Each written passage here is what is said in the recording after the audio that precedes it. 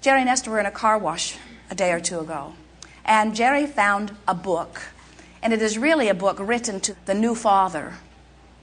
And since Tracy and David have new baby Kate, these things are sort of interesting in the family these days. And so Jerry picked the book up and was reading a little bit of it, and he found it so humorous he wanted to buy it. So over the next few days, the book is very cleverly written. It talks about what to expect the first month from the baby, and what to expect in the first month from the baby's mother, and then the second month, and then the third month, and then the fourth month, and so on. These are things that she is complaining about. What is mother most complaining about? Number 1 is exhaustion. Number 2 is you. And then down this list of endless things, and they're very humorous things. Esther and Jerry laughed and laughed and laughed and laughed and laughed as they are reading this book. And then, this morning, Esther said to Jerry, I know this sounds crazy, but I think you activated complaining in me.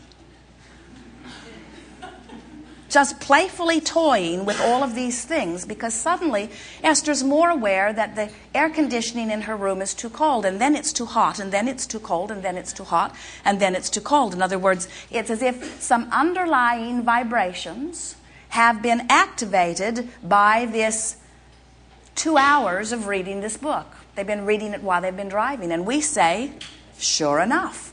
In other words, you cannot turn your attention to something without activating a vibration within you. Now, Esther was upset about this. She said, I thought I was way past that. As if she had had some very precise surgery that had removed anything like that so that it could never be activated again. And we say, your thoughts are not like that. You don't have a storage cabinet full of thoughts that somebody opens a drawer and gets them out and presents them again.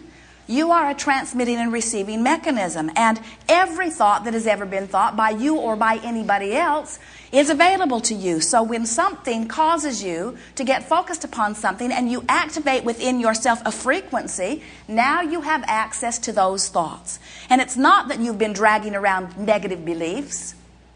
It is that you have developed, or you are developing, or today you are practicing vibrational tendencies that give you access to that. That's like getting in your car, setting your radio to 98.6, and then complaining that you're getting 98.6.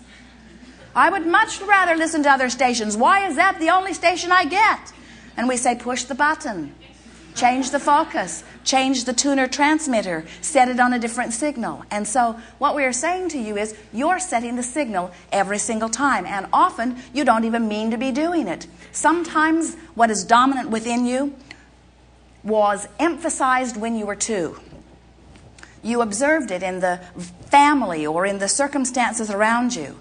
And as it began, and you made no intention, conscious intention, to turn your attention otherwise, it began to be a pattern of vibration.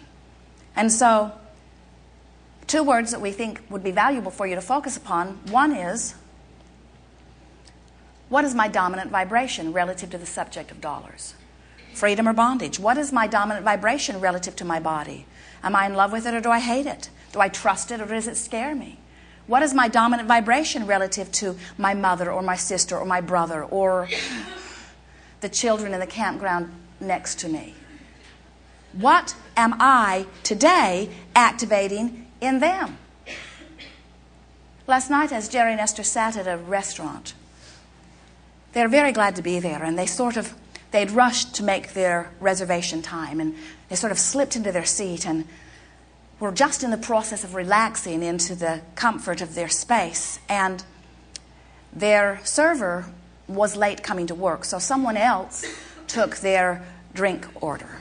And then a woman came to their table, obviously the one who had been assigned to them, and she was sort of abrupt, and Jerry and Esther did not really notice it because they were involved in conversation about some fixtures they're choosing for a bathroom in Texas. And Esther had the book spread out across the table, and then the woman came back with their salads, and she was really upset that Esther's book was in the way. And she said, "Excuse me, as if, what do you think you're doing, looking at a book in a restaurant? And Esther said, just set it over there. So the games began.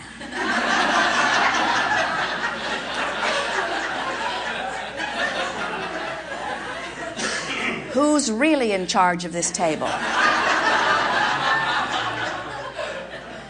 And then the woman walked away, and Esther had a knot in her stomach. And Esther said, remember yesterday when we were talking to Sabrina? And she said that she knew someone who was grouchy, a bank teller or someone. And she just envisioned them joyful, sparkling, different. And for her, he became that. Esther said, we used to play this game a lot. Let's play it again. So Esther said, let's talk about our server, who is clearly a very responsible woman, who wants very much to do a good job, who undoubtedly has a very broad life beyond this, who must be very good at what she does to even be here. She's in the process right now of settling into her day, as we all must do. And she's in that transitioning stage. And so here she is, beginning to remember why she's here in this restaurant, interacting with us. She's really a beautiful girl. She obviously cares very much about herself. It's important to her how she relates to others. I bet she has a beautiful smile. Her eyes are magnificent. I think we'll have a very good time here tonight. And when she came to the table next to pick up the salad plates, she dropped Esther's fork. And they all laughed. And then they had fun, they had conversation, the trauma was over. You have, in every moment of your life, no matter who you are interacting with, the ability to activate the best in them. And when you do, your life will be good. Or you have the ability to observe them wherever you might have bumped into them, let them activate that in you, and then you don't have a very good time and you blame them, and then you feel powerless because the world stinks. Everywhere you go, there's someone troubling. And we say, you get to choose. You get to choose what you activate in everyone, and you will be amazed at the personalities that they have just ready to show you. They are brilliant, they are loving, they are adoring, they are good, they are reliable, they are helpful, they are loving, and they want to play with you. But sometimes that's not where they're vibrating. And it really is your job, if they're in your world, to do something about that.